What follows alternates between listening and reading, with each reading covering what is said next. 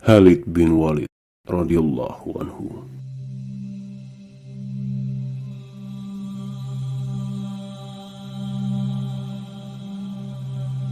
Dia bernama Khalid bin Walid bin Mughirah bin Abdullah bin Umair bin Makhzum. Ia dijuluki Saifullah atau Pedang Allah.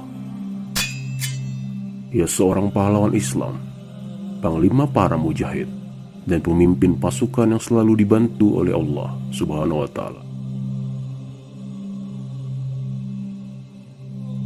Ia tak pernah terkalahkan, baik di masa jahiliyah maupun setelah Islam. Ia memiliki ide-ide yang cemerlang, keperkasaannya yang tiada tara, dan taktiknya yang jitu. Gelarnya atau kunyahnya adalah Abu Sulaiman.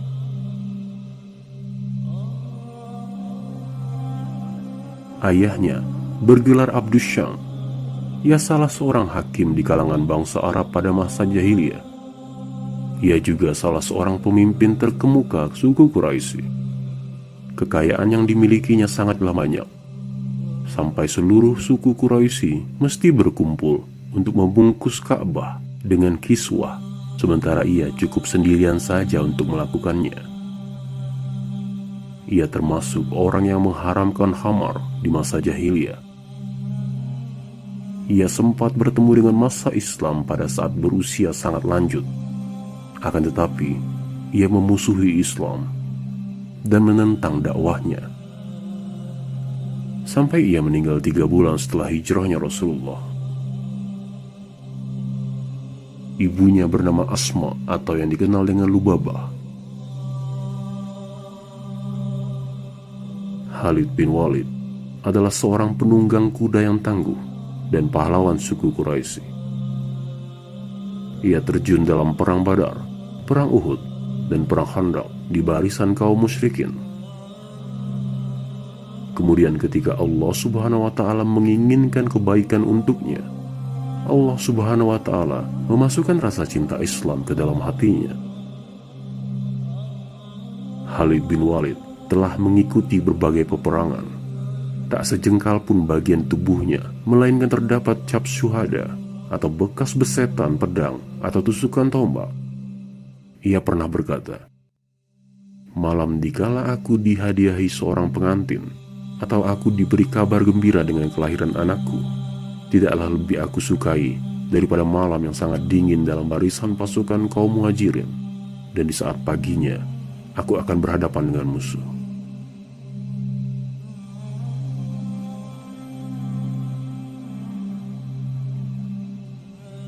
Rasulullah Shallallahu Alaihi Wasallam masuk ke kota Mekah dalam rangkaian umrah qada. Ikut bersama Rasulullah Al-Walid bin Walid atau saudara Khalid bin Walid yang telah lebih dahulu masuk Islam daripada Khalid.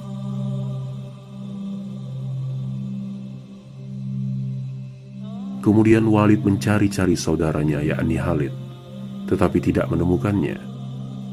Ia pun kemudian menulis sepucuk surat kepada saudaranya. "Sesungguhnya aku tidak menemukan sesuatu yang lebih mengherankan daripada jauhnya pikiranmu dari Islam. Engkau adalah seorang yang cerdas. Tak seorang pun yang tidak mengenal agama seperti Islam. Aku pernah ditanya suatu kali oleh Rasulullah Shallallahu Alaihi Wasallam tentang dirimu. Beliau bertanya, 'Mana Khalid?' Aku menjawab, 'Semoga Allah memberinya hidayah.' Beliau bersabda lagi, 'Orang seperti Khalid tidak mengenal Islam? Andaikan ia gunakan kehebatan dan ketangguhannya yang selama ini ia gunakan untuk yang lain bersama kaum muslimin, tentu akan lebih baik baginya. Bergegaslah wahai saudaraku untuk menjemput peluang-peluang kebaikan yang sempat luput darimu.' Khalid bin Walid menerima surat dari saudaranya. Surat itu dibacanya dengan seksama. Ia sangat gembira mengetahui bahwa Rasulullah Shallallahu Alaihi Wasallam pernah bertanya tentang dirinya.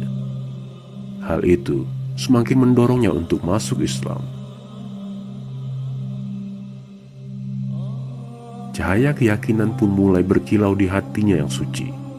Ia berkata dalam hatinya, "Demi Allah, sungguh jalan inilah yang lurus. Sesungguhnya dia, Muhammad, memang benar-benar seorang Rasul. Demi Allah, aku harus segera menemuinya untuk mengutarakan keislamanku." Pada malam itu, Khalid bermimpi seperti berada di sebuah daerah sempit dan gersang. Tak ada tanaman, tak ada air. Kemudian ia pergi menuju daerah hijau dan luas. Setelah bangun, Khalid berkata dalam hati, "Sungguh ini sebuah mimpi yang baik." Khalid keluar dari rumahnya. Ia sudah bertekad untuk menemui Rasulullah SAW. Mimpi yang ia alami semalam terus melekat dalam pikirannya dan seolah-olah berada di depan kedua matanya. Ia mencari seseorang yang bisa menemaninya menemui Rasulullah SAW. Di tengah perjalanan, ia bertemu dengan Safwan bin Umayyah. Khalid berkata kepada Safwan, "Wahai Safwan, tidakkah engkau perhatikan kondisi kita? Kita ibarat gigi geraham, sementara Muhammad telah menguasai bangsa Arab dan non-Arab.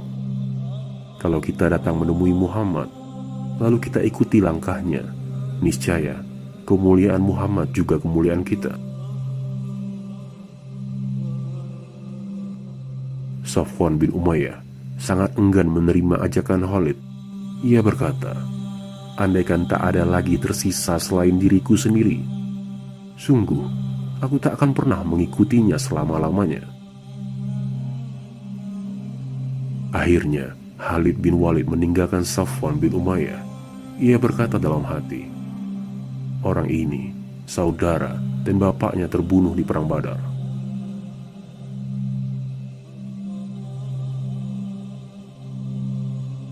Kemudian Khalid berjumpa dengan Ikrimah bin Abu Jahal. Khalid kemudian berkata kepada Ikrimah seperti yang dikatakannya kepada Safwan bin Umayyah. Jawaban yang diberikan Ikrimah juga sama dengan jawaban Safwan bin Umayyah. Lalu Khalid kembali ke rumahnya dan mempersiapkan kudanya. Ia mulai melangkah. Tiba-tiba ia bertemu dengan Utsman bin Talha yang merupakan sahabat dekatnya. Ia menyampaikan rencananya untuk menemui Rasulullah SAW. Ternyata Utsman menerima ajakannya. Kemudian akhirnya keduanya pergi dengan tujuan yang sama. Di jalan, mereka bertemu dengan Amru bin As.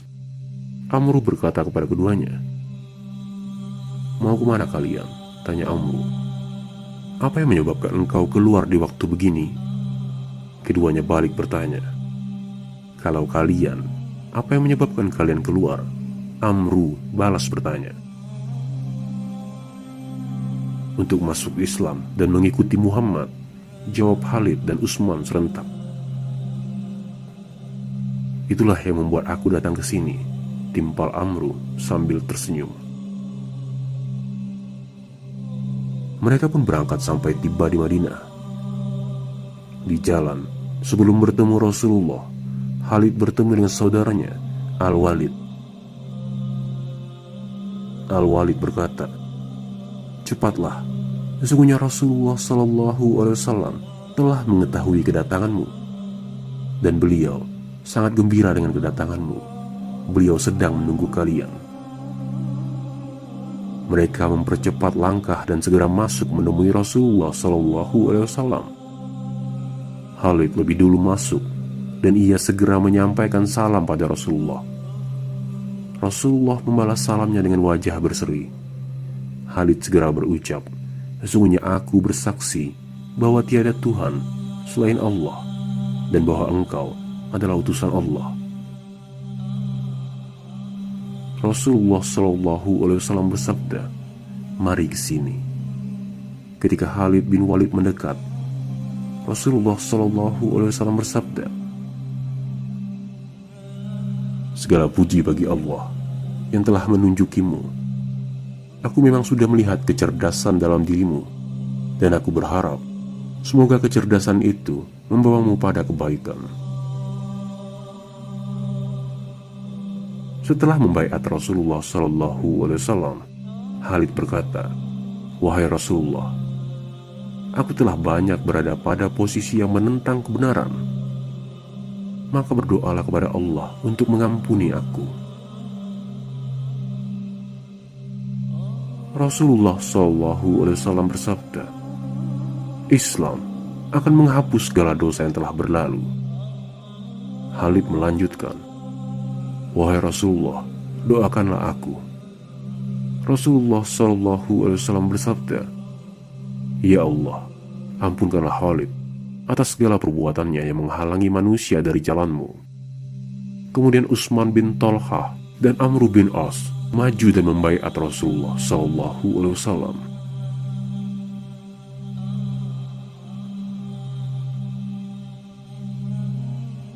Rasulullah SAW pernah berpesan kepada sahabat-sahabat yang lain, "Jangan sakiti Khalid, karena sesungguhnya ia adalah pedang di antara pedang-pedang Allah yang dia hunuskan pada orang-orang kafir."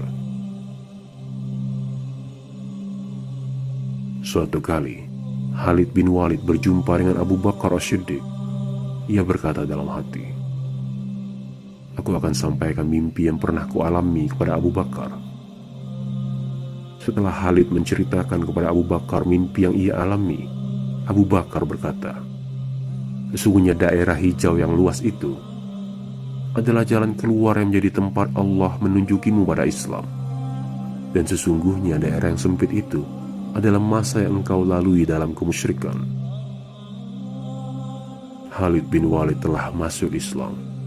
Ia membelakangi Tuhan-Tuhan nenek moyangnya dan seluruh bentuk pujaan kaumnya.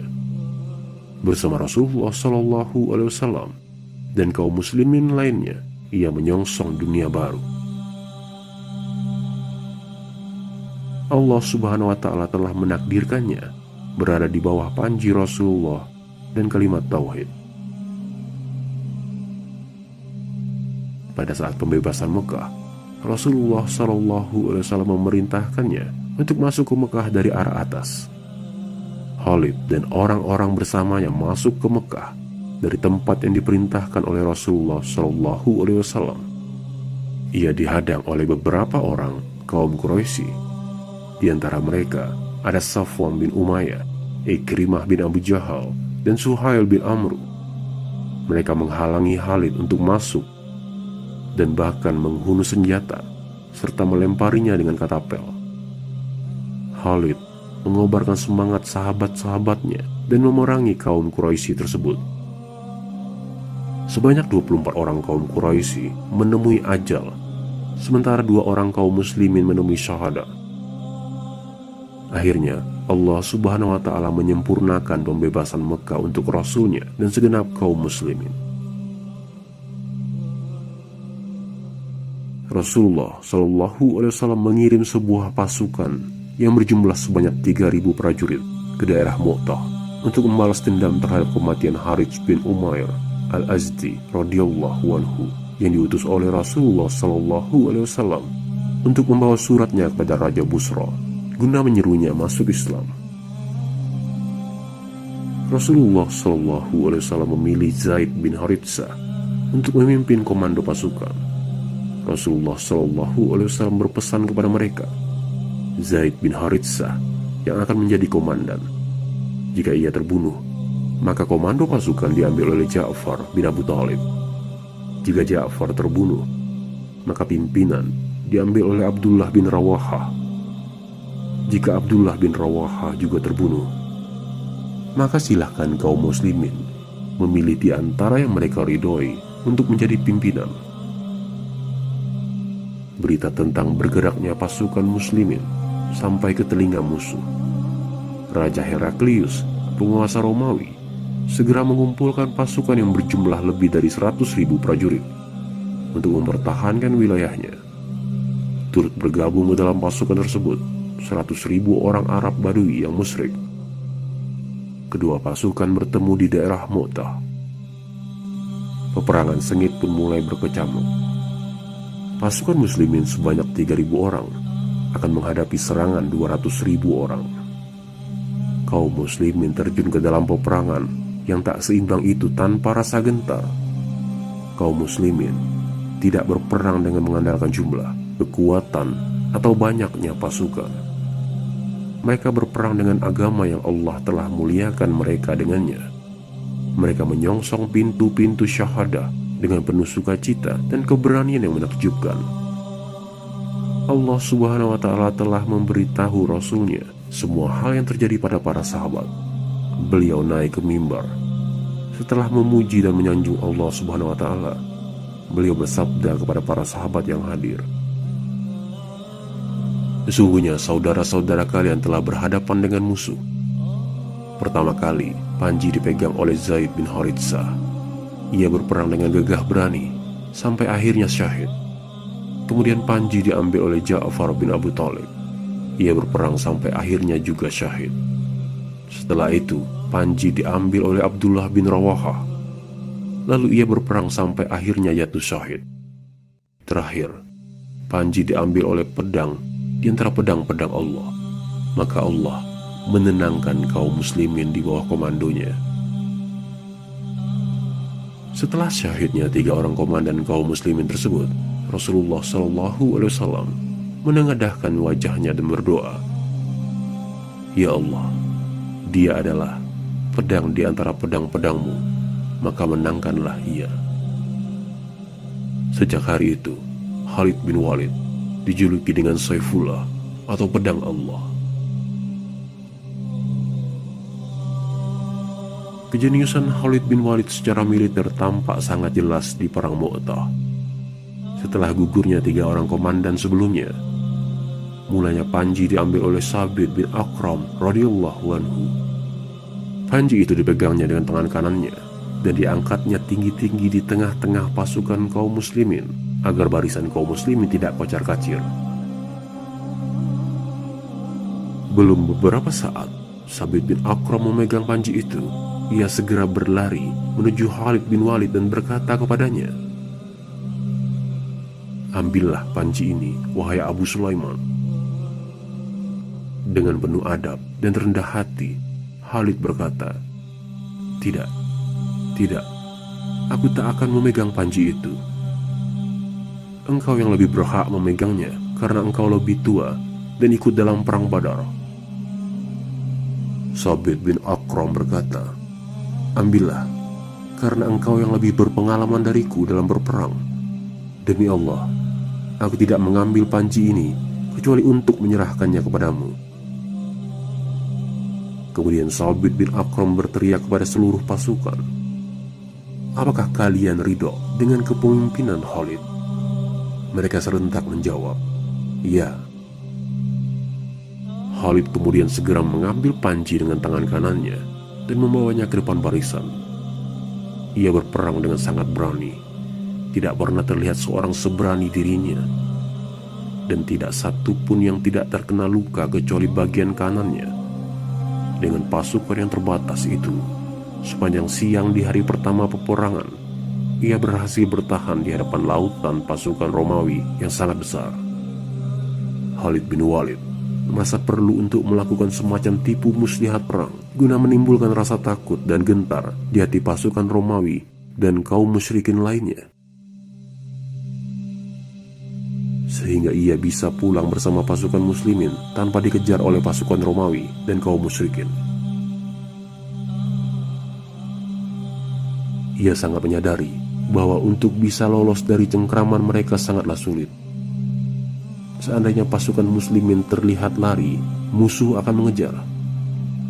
Saifullah mulai memandangi medan perang yang luas itu dengan kedua matanya yang tajam seperti mata elang.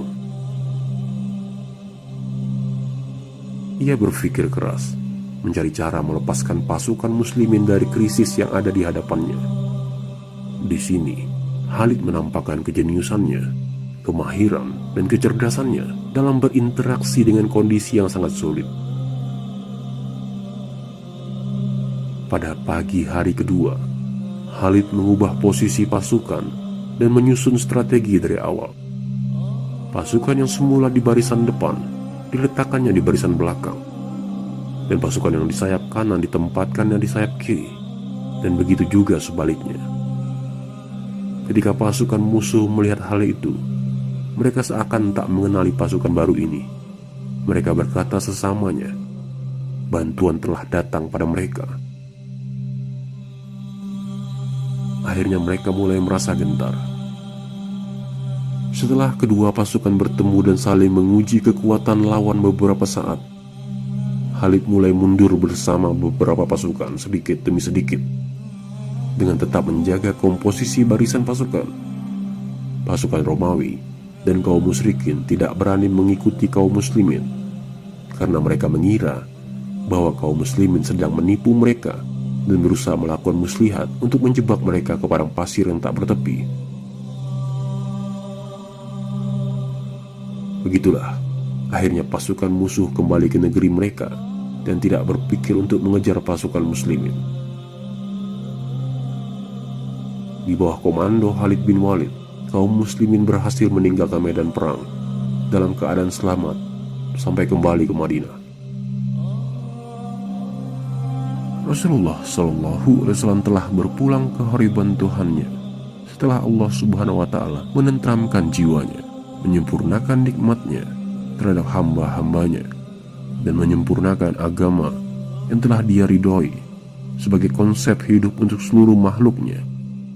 Akan tetapi, manusia terbagi ke dalam beberapa golongan. Ada mukmin yang berkeyakinan sempurna, ada mukmin yang imannya masih mudah goyah, ada yang kafir selalu menentang, dan ada yang munafik yang terbukti kemunafikannya. Pagi bersama golongan ini, tapi sore bersama golongan yang lain. Musibah besar itu datang secara tiba-tiba kepada kaum muslimin dengan wafatnya Rasulullah SAW. Seperti angin kencang, berita yang sangat menyedihkan itu tersebar ke seluruh pelosok Jazirah Arab. Di sini, kemunafikan menampakkan wujudnya. Yahudi dan Nasrani pun mulai melihat-lihat peluang. Ahli kebohongan, baik laki-laki maupun perempuan, mulai menyebarkan berita-berita dusta. Kelompok-kelompok kaum murtad dan orang-orang yang enggan membayar zakat mulai mempersiapkan diri untuk melancarkan konspirasi berbahaya. Abu Bakar menerima tanggung jawab kekhalifahan. Ia bersikap sangat tegas dan menolak segala bentuk basa-basi menghadapi kaum munafik dan murtad. Abu Bakar As-Siddiq menyiapkan pasukan muslimin dan memimpin pasukan secara langsung menuju suku-suku yang murtad dari Bani Aus, Bani Murrah, dan Zubiyah. Ia menolak setiap usaha sahabat-sahabat terkemuka untuk menghalangi niatnya atau menyerahkan komando pasukan kepada sahabat yang lain. Sementara ia tetap tinggal di Madinah dalam kondisi yang sulit itu. Perang pun berlangsung sangat sengit. Dengan karunia Allah dan keberanian Abu Bakar, kaum muslimin memperoleh kemenangan gemilang dalam perang tersebut.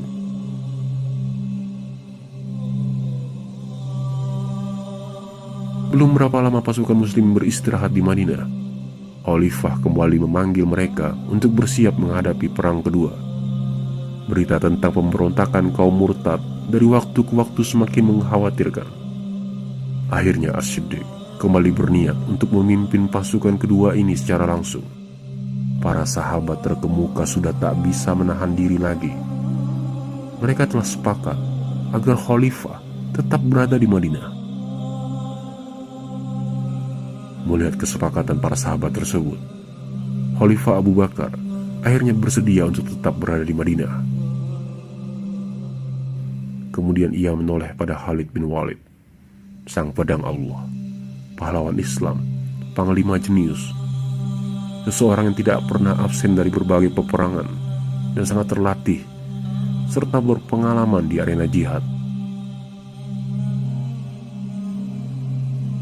Khalifah Abu Bakar As-Siddiq memanggilnya.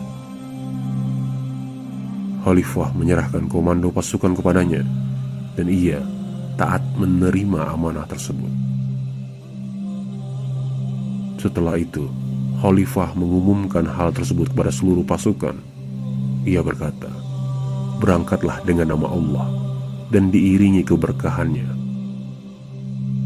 Pemimpin kalian adalah Khalid bin Walid. Maka dengarlah arahannya dan patuhlah kepadanya." Setelah itu Abu Bakar minta bicara empat mata dengan Khalid. Abu Bakar berkata, "Aku pernah mendengar Rasulullah SAW bersabda, hamba Allah dan saudara suatu kaum yang paling baik adalah Khalid bin Walid. Khalid bin Walid adalah pedang di antara pedang-pedang Allah yang Allah hunuskan kepada kaum kafir dan munafikin." Kemudian ia berwasiat kepada Khalid, "Wahai Khalid, engkau harus senantiasa bertakwa kepada Allah dan mengutamakan Allah dari apa saja, serta berjihad di jalannya. Sebagaimana engkau lihat, aku telah mengangkatmu sebagai pemimpin terhadap kaum Muhajirin dan Ansor yang termasuk ahli Badar atau orang-orang yang ikut ambil bagian dalam perang Badar." Khalid bin Walid membawa pasukannya dari suatu peperangan ke peperangan yang lainnya, dan dari satu kemenangan pada kemenangan yang lain, sampai pada peperangan yang sangat menentukan, yaitu perang Yamamah. Di Yamamah, Bani Hanifah beserta suku-suku yang lain yang bergabung dengan mereka telah mempersiapkan pasukan murtad yang paling berbahaya yang dikomandoi oleh Musailamah Al-Kazzab. Baru saja Musailamah mendengar bahwa Khalid bin Walid bersama pasukannya sedang menuju padanya, ia segera mempersiapkan barisan pasukannya dan menjadikannya benar-benar menjadi bahaya yang hakiki serta musuh yang menakutkan bagi muslimin. Khalid bin Walid berhenti di daerah berpasir di perbatasan Yamamah. Musailamah datang dengan penuh congkak dan sombong. Jumlah pasukannya sangat banyak dan panjang, seolah-olah barisan itu tak berujung. Kedua pasukan pun bertemu. Dimulailah peperangan yang sangat menegangkan. Berturut-turut syuhada muslim berguguran. Khalid menyadari keunggulan musuh dari segi jumlah. Akan tetapi dengan pandangan yang dalam dan cerdas, ia menangkap suatu titik kelemahan dalam pasukannya, yaitu kebanyakan mereka adalah Arab Badui yang baru masuk Islam. Kemudian Khalid menyeru, "Wahai kaum Ansor." Kaum Ansor datang kepadanya satu demi satu. Kemudian ia menyeru lagi, "Wahai kaum Muhajirin." Kaum Muhajirin pun berkumpul di sekitarnya. Lalu ia ulang kembali formasi pasukannya di medan perang. Ia tempatkan pasukan dari Arab Badui di bagian belakang. Kemudian ia menyeru, "Jagalah jarak dari yang lain. Hari ini kita akan melihat ketangguhan masing-masing kelompok." Mereka mengambil jarak satu sama lain. Kaum Muhajirin berada di bawah satu panji, dan kaum Ansor juga berada di bawah satu panji. Dalam hitungan beberapa menit saja, arah peperangan pun berubah. Sekarang pasukan Musailamah yang jatuh berguguran, bagaikan laron yang berjatuhan. Arena perang dipenuhi jasad pasukan Musailamah, sampai akhirnya ia sendiri yang binasa. Setelah Allah Subhanahu wa Ta'ala mengkaruniakan kemenangan kepada kaum muslimin dalam memerangi orang-orang murtad dan orang yang enggan membayar zakat, Abu Bakar As-Siddiq menyadari bahwa bahaya besar yang selalu mengancam daulah Islam yang berada di perbatasan wilayah muslimin, yaitu Persia di Irak dan Romawi di daerah Syam. Oleh karena itu, As-Siddiq segera memerintahkan Saifullah, yakni Khalid bin Walid, untuk berangkat bersama pasukannya menuju Irak. Sang pejuang Islam pun bergerak berangkat menuju Irak. Ia mulai dengan operasi mengirim surat kepada seluruh gubernur, bawahan Kisra, dan wakil-wakilnya di berbagai kota dan pelosok daerah Irak. Ia ajak mereka kepada Allah Subhanahu wa Ta'ala dan masuk ke dalam Islam. Jika tidak mau, mereka mesti membayar jizyah, atau pilihan terakhir, yaitu perang. Mata-mata yang disebarkannya di berbagai tempat melaporkan tentang jumlah pasukan yang sangat banyak yang telah disiapkan oleh pemimpin-pemimpin Persia di Irak. Pedang Allah yang terhunus tidak menyia-nyiakan waktunya. Ia segera mempersiapkan pasukannya untuk menghancurkan kebatilan, seolah-olah bumi dilipatkan untuknya secara sangat menakjubkan. Dari pertempuran Jatuh Salasil dan terbunuhnya Hormuz, seorang panglima pasukan Persia di tangan Khalid bin Walid, menuju pertempuran Al-Mazar, lalu pertempuran Al-Walizah, pertempuran Ulais, pertempuran Umayyah, kemudian penaklukan Al-Hirah atau ibu kota Persia di Irak, lalu pertempuran Al-Anbar, pertempuran Ain At-Tamar, lalu menaklukkan Dauma Jandal, di mana rajanya melanggar perjanjian yang telah disepakati bersama Rasulullah SAW. Kemudian pertempuran Hanafis, pertempuran Al-Hasid, pertempuran Al-Munayah, dan pertempuran Al-Firat. Setiap Saifullah, Khalid bin Walid meraih satu kemenangan yang membanggakan seluruh kaum muslimin. Ia segera disambut oleh kemenangan lain yang lebih besar dan lebih hebat. Abu Bakar As-Siddiq sangat gembira mendapat kabar tersebut. Lalu ia berkhutbah di hadapan para sahabat sambil memuji dan mengakui kejeniusan Khalid bin Walid dalam strategi perang yang luar biasa. Ia berkata, "Wahai sekalian kaum Quraisy, sesungguhnya singa kalian telah mengalahkan singa yang sesungguhnya." Lalu ia merobek-robek dagingnya. Tak akan ada lagi wanita yang mampu melahirkan sosok seperti Khalid bin Walid. Khalid bin Walid menjadikan Hirah sebagai markas atau pangkalan militer utama di Irak. Dari sana, ia mulai bergerak jika ingin terjun ke sebuah peperangan, dan ke sana ia akan kembali jika situasi sudah tenang. Setelah selesai dari pertempuran Firat dan daerah-daerah perbatasan Syam sudah ditaklukkan, ia menginstruksikan pasukannya untuk kembali ke Hirah. Ia memerintahkan Asim bin Amru untuk mengomandokan barisan depan pasukan, dan Sajarah Ibnul As untuk mengomandokan barisan bagian belakang. Khalid sendiri berjalan dari bagian belakang pasukan. Pasukan mulai bergerak dengan membawa segala peralatan dan perangkat perang yang berat-berat. Di sini, Khalid melakukan sebuah petualangan yang sangat berbahaya. Dengan beberapa orang-orang dekatnya, ia pergi ke Masjid Haram untuk melaksanakan ibadah haji. Ia pergi ke Mekah dengan melewati jalan yang belum pernah ditempuhi sebelumnya. Ia melewati padang pasir yang sangat sulit dan melalui jalan yang sangat berbahaya. Akhirnya ia sampai di Mekah dan berhasil melaksanakan ibadah haji tahun itu. Setelah itu, ia segera kembali ke dalam barisan pasukan sebelum mereka sampai di Hirah. Tak ada yang menyadari petualangan dan ibadah haji yang dilakukan oleh Khalid selain beberapa orang yang ikut bersamanya. Abu Bakar As-Siddiq menyiapkan pasukan yang sangat banyak untuk menaklukkan Romawi. Ia telah memilih sahabat-sahabat terbaik untuk memimpin pasukan-pasukan tersebut. Di antaranya Abu Ubaidah bin Al-Jarrah radhiyallahu anhu, Amr bin As radhiyallahu anhu, Yazid bin Abu Sufyan radhiyallahu anhu, dan Syurahbil bin Hasanah radhiyallahu anhu. Ketika berita tentang pasukan muslimin sampai ke telinga Heraklius, ia menyarankan kepada para menteri dan panglima-panglimanya untuk berdamai dengan kaum muslimin dan tidak berperang. Tetapi para menteri dan panglimanya tak mau menerima saran itu. Mereka bersikeras untuk tetap berperang. Mereka lalu menghimpun pasukan yang jumlahnya mencapai 240.000 prajurit. Pasukan Romawi berhenti di sebuah lembah dan berkemah di pinggir lembah tersebut. Mereka menjadikan lembah itu sebagai parit yang membatasi mereka dengan kaum muslimin. Akhirnya kaum muslimin mengepung mereka selama 3 bulan.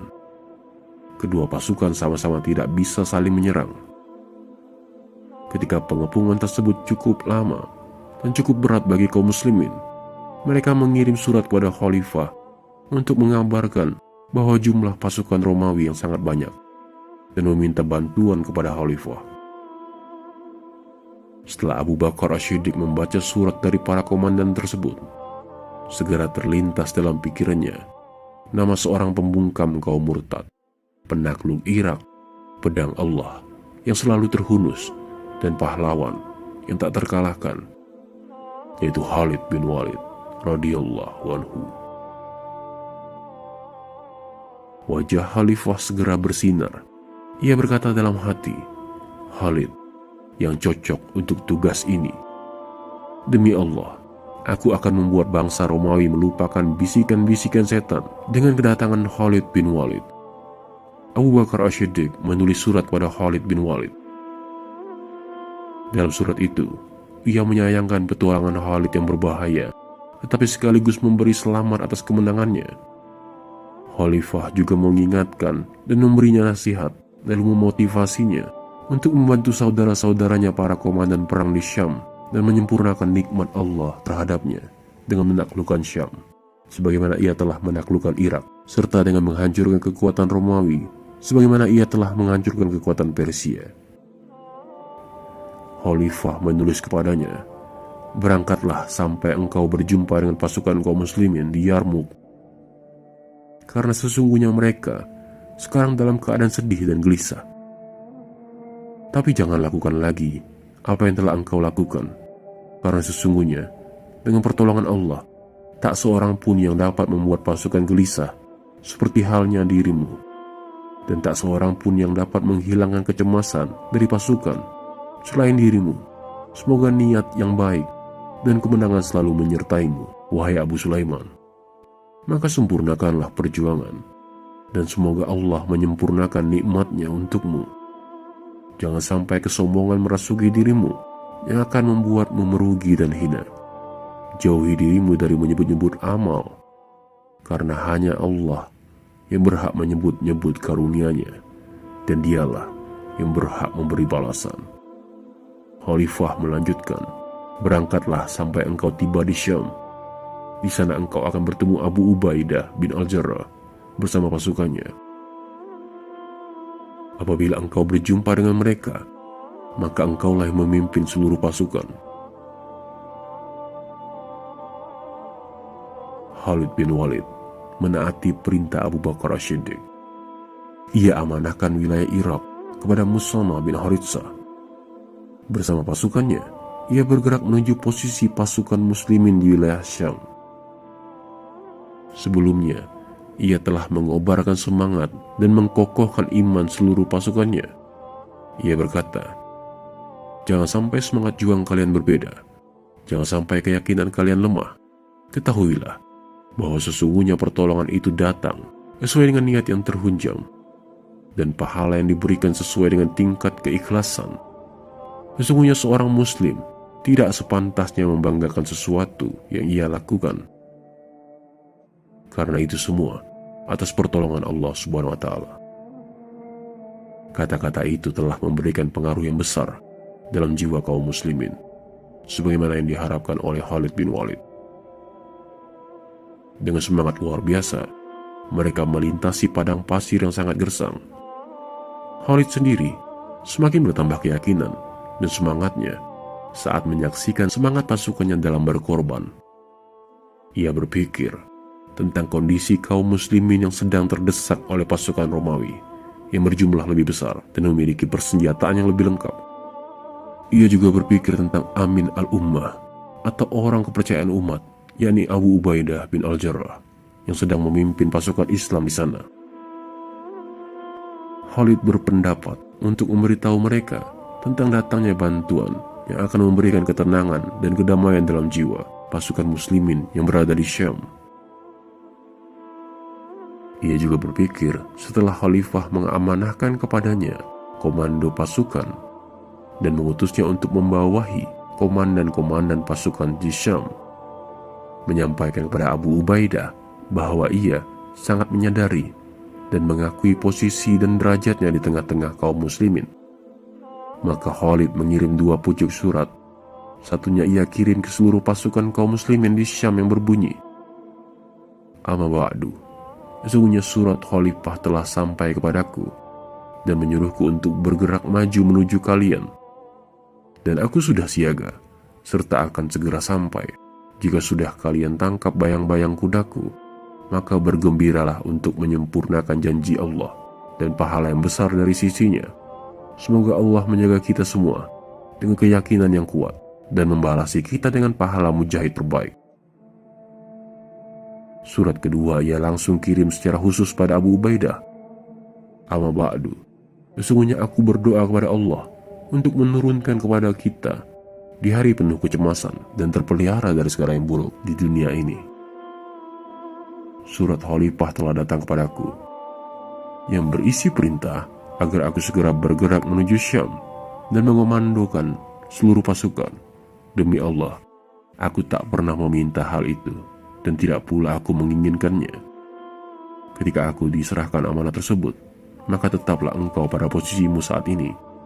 Kami tidak akan melanggar perintahmu atau menyalahimu, dan kami tidak akan memutuskan sesuatu tanpa konsultasi denganmu, karena engkaulah pemimpin kaum muslimin. Kami tidak akan memungkiri kemuliaan dan kelebihanmu, dan kami tidak akan mengabaikan pendapatmu. Semoga Allah menyempurnakan niat kita semua dengan lebih baik dan memelihara kita dari terjerumus ke dalam neraka.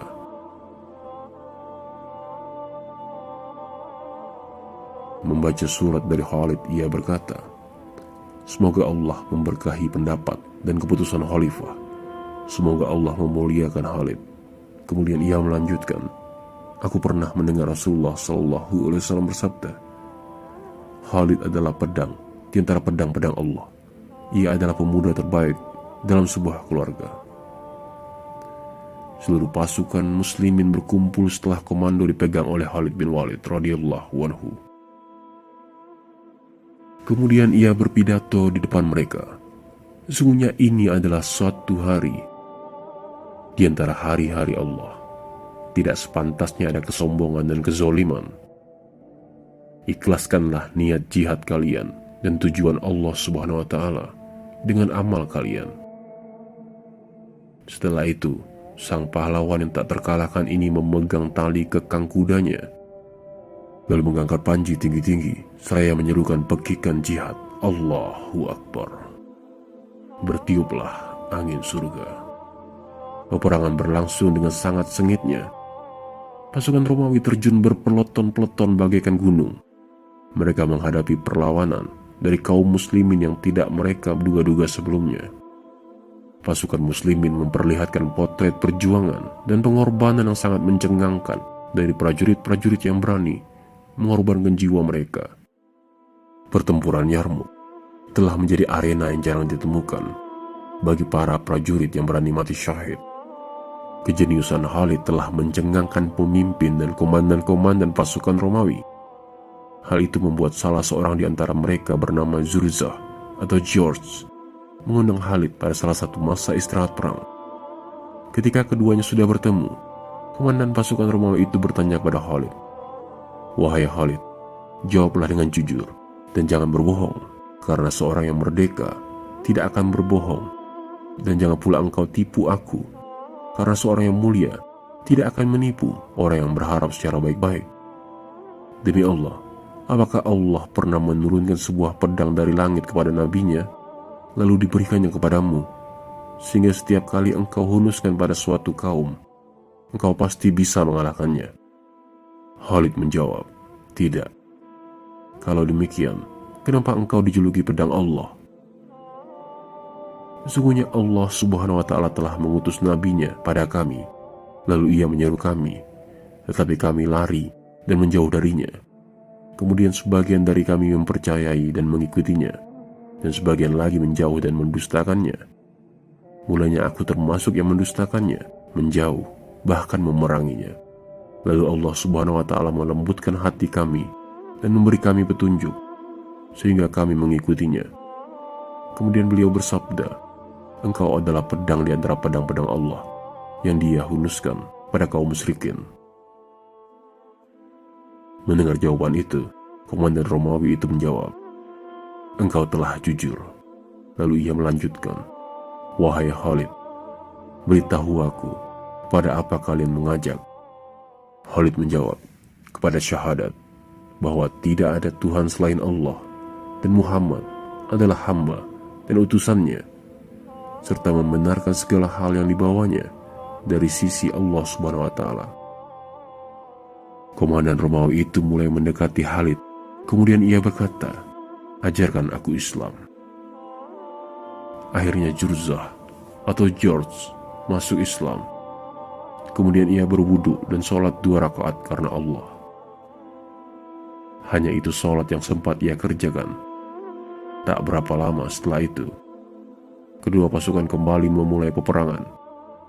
Jurzah, sang komandan Romawi itu, berperang mati-matian di barisan kaum muslimin untuk mengejar syahadah, sampai akhirnya ia memperolehnya.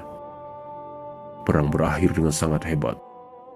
Kaum muslimin di bawah komando Khalid bin Walid telah berhasil merebut kemenangan dari taring-taring Romawi dengan sangat mengagumkan. Khalid menyerahkan kembali kepemimpinan kepada Amin al-Ummah atau Abu Ubaidah bin Al-Jarrah. Setelah wafatnya Abu Bakar As-Siddiq dan naiknya Umar bin Khattab sebagai khalifah baru, Khalid tetap menjadi seorang tentara yang jenius dan legendaris. Keikhlasannya tidak kurang dan semangatnya tak pernah melemah. Ia tak pernah kekurangan ide-ide hebat karena ia adalah pedang Allah dan seorang pejuang Islam sejati. Sekarang tibalah saatnya sang pahlawan untuk beristirahat. Bumi tak pernah menyaksikan sosok sepertinya yang membuat seorang musuh tak bisa tenang. Tibalah saat bagi tubuhnya yang letih untuk beristirahat. Dialah yang disifati oleh sahabat dan musuhnya sebagai seseorang yang tidak pernah tidur dan tidak membiarkan orang lain tidur. Di saat ajal menyebut Khalid bin Walid, ia menangis dengan pilu. Adalah sebuah tragedi baginya ketika hidupnya berakhir di atas kasur, sementara ia telah menghabiskan usianya untuk berperang bersama Rasulullah Shallallahu Alaihi Wasallam, membungkam pelaku-pelaku murtad dan meratakan singgasana Persia di Irak dan Romawi di Syam dengan tanah. Ia berkata, "Aku telah merasakan ini dan itu di medan perang, dan seluruh bagian dari tubuhku terdapat bekas pukulan pedang, lemparan panah, atau tusukan tombak. Tapi sekarang aku akan mati di atas kasur seperti matinya seekor unta. Tidak akan pernah tidur mata orang-orang pengecut." Kemudian ia berkata lagi, "Aku telah mengejar kematian di tempatnya, tapi aku tidak ditakdirkan untuk mati kecuali di atas kasurku. Tidak ada satu amal pun yang lebih aku harapkan setelah kalimat La ilaha illallah, selain satu malam yang aku lalui dalam keadaan siaga, sementara langit mengguyurkan hujannya sampai pagi. Kemudian pada pagi harinya, kami melancarkan serangan kepada kaum kafir." Khalid bin Walid sangat mencintai jihad fisabilillah. Ia pernah berkata, "Aku tidak tahu di hari yang mana aku hendak lari. Apakah dari hari yang Allah berkehendak untuk menghadiahkan syahadah kepadaku, ataukah dari hari yang Allah berkehendak untuk menghadiahkan kemuliaan kepadaku dengan kemenangan yang gemilang?" Ketika Abu Dardah radhiyallahu anhu datang menjenguknya di akhir-akhir kehidupannya, ia berwasiat kepada Abu Dardah, "Sesungguhnya kuda dan senjataku sudah kuinfakkan untuk digunakan demi jihad fisabilillah. Sementara rumahku di Madinah untuk disedekahkan, dan aku sudah meminta Umar bin Khattab sebagai saksinya. Dialah sebaik-baik penolong terhadap Islam, dan aku sudah limpahkan wasiat dan pelaksanaannya kepada Umar." Pada tanggal 18 Ramadan 21 Hijriah, Khalid bin Walid wafat. Umar bin Al-Khattab sangat bersedih dengan kepergian sang pedang Allah. Ia berkata, "Semoga Allah Subhanahu wa Ta'ala merahmati Abu Sulaiman. Apa yang di sisi Allah lebih baik baginya dari apa yang ada padanya. Ia telah wafat dalam keadaan bahagia dan hidup dalam keadaan terpuji. Akan tetapi, aku lihat masa tak akan berhenti. Semoga Allah meridhoimu, wahai Abu Sulaiman, mengampuni kesalahanmu, dan mempertemukan kita di surga Allah yang penuh kedamaian." Terima kasih telah menyaksikan. Assalamualaikum warahmatullahi wabarakatuh.